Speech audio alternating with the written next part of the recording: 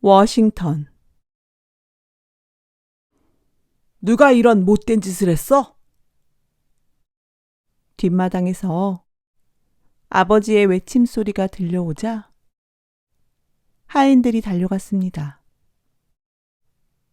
거기에는 아버지가 아끼던 벚나무가 도끼에 찍혀 흉하게 되어 있었어요.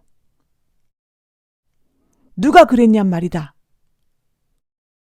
하인들은 꿀먹은 벙어리가 되었습니다. 그때 어린 조지가 손도끼를 들고 나타났습니다. 아버지, 제가 그랬어요. 손도끼가 얼마나 잘 드는지 시험해 보려고. 잘못했습니다. 조지는 아버지께 용서를 빌었어요. 아버지는 조지의 어깨에 손을 얹고 말씀하셨어요. 내가 정직한 마음을 가지고 있어서 용서해 주겠다. 나쁜 짓을 숨기지 않고 용서를 비는 것은 쉽지 않은 일이지.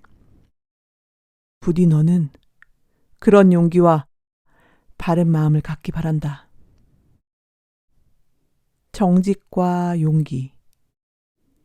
어린 조지는 그 뒤부터 아버지의 이 교훈을 마음속에 새겨두었습니다. 때문에 미국의 초대 대통령이라는 큰 인물이 된 것이지요. 조지 워싱턴은 1732년 2월에 미국의 버지니아에서 태어났습니다. 조지가 태어났을 때는 미국이라는 나라가 생기기 전이었어요. 아버지는 넓은 땅과 수많은 노예를 부리는 대지주였습니다. 큰 농장에는 대장장이, 목수, 미장이 같은 일하는 사람이 많았습니다.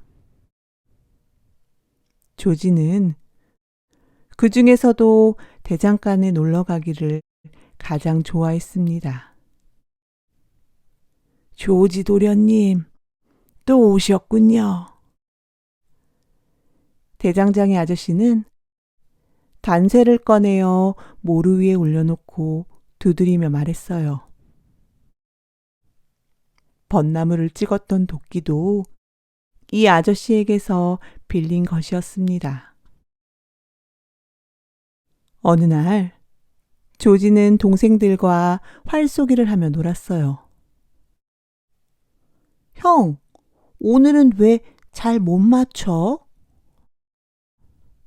조지는 화살이 자꾸 빗나가서 속상했습니다. 아버지가 지나가다가 화살을 주워 보셨어요. 갈대로 만든 장난감 화살이로구나. 관역을 잘 겨냥하는데도 자꾸만 빗나가요.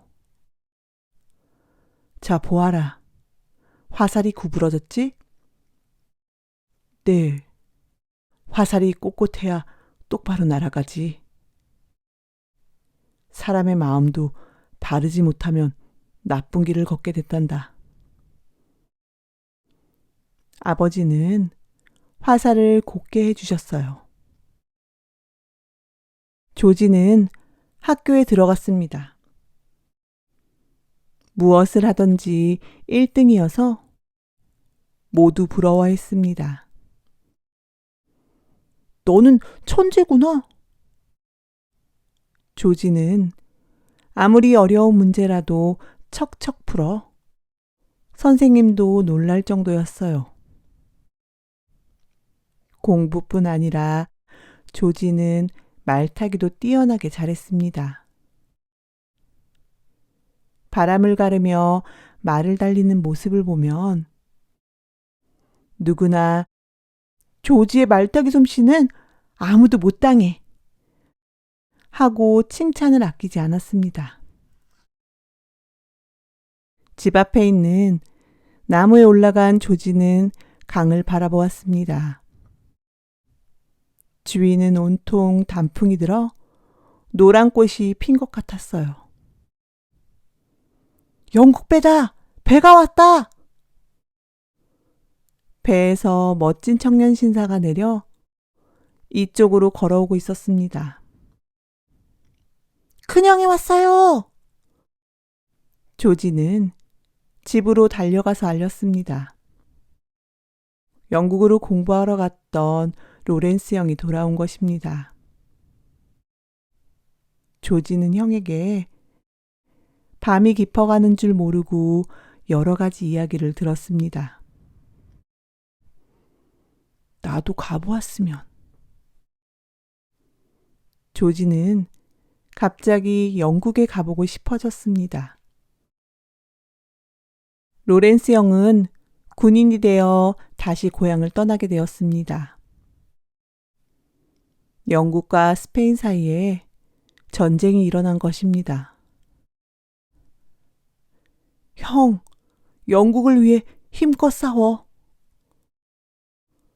조지는 형의 손을 꼭 잡았어요. 해마다 여름에 조지는 친구들과 뗏목 타기 경주를 하였습니다. 조지가 생각해낸 놀이지요. 모두 자기 손으로 만든 뗏목을 타고 물살이 센 강을 내려가는 경주였어요. 강기슭에는 구경꾼들이 모여 응원을 했습니다. 조지가 1등이다! 끝까지 간 사람은 조지밖에 없었습니다. 평화롭기만 하던 조진에도 슬픔이 닥쳤습니다. 아버지가 돌아가셨어요. 아버지. 조지는 남몰래 눈물을 흘렸어요. 아버지는 조지를 끔찍히 사랑해 주셨거든요. 어머니와 로렌스 큰형은 의논을 하여 농장을 세 수로 나누었어요. 하나는 큰형, 하나는 오거스틴 형이 갖고 나머지는 조지와 동생들 몫으로 정했습니다. 집에는 어머니와 조지와 동생들만 남아 쓸쓸했어요. 그러나 어머니는 아이들을 훌륭히 키우리라 결심하고 밤 늦게까지 공부를 가르쳤습니다. 조지는 측량 공부에 재미를 붙였습니다. 측량은 여러 가지 기구로 땅을 재고 그리는 일이에요.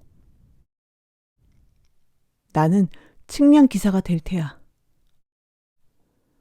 조지는 측량 연습에 열을 쏟았어요.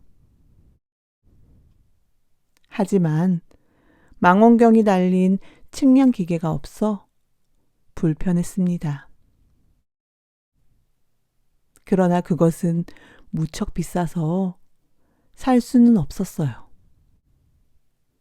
생각다 못해 조지는 어머니께 측량 기계가 없어서 힘들어요. 하고 말씀드렸어요. 창고에 아버지가 쓰시던 게 있다. 조지는 단숨에 달려가 그것을 꺼내왔습니다. 이렇게 좋은 것이 있는 걸 몰랐네. 조지는 측량하는 일에만 매달리게 되었습니다. 조지가 농장 근처에 있는 나루터에서 뱃사공 노릇을 한 것도 이 무렵이었습니다.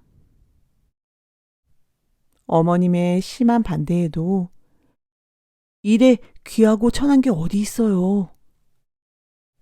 사공이 없으면 강을 건널 수 없잖아요.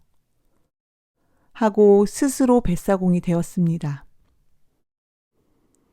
사공 일을 하던 할아버지가 너무 늙어 그만두었는데 아무도 그 일을 하려고 하지 않았기 때문이지요. 조지 소녀는 삐걱삐걱 날마다 노를 저어 손님을 실어 날랐습니다. 정말 착한 도련님이셔. 동네 사람들은 조지를 칭찬하였습니다. 16세가 된 조지는 로렌스 형네 집에서 지냈습니다. 농장 일을 배워야 했기 때문이에요. 조지는 농장 일을 배우며 측량 일도 할 수 있어서 그곳 생활이 무척 재미있었습니다. 측량을 하러 간다면 모든 일을 제쳐놓고 따라 나섰어요. 그날도 측량 대원들을 따라 절벽 위를 지나고 있을 때였어요. 사람 살려!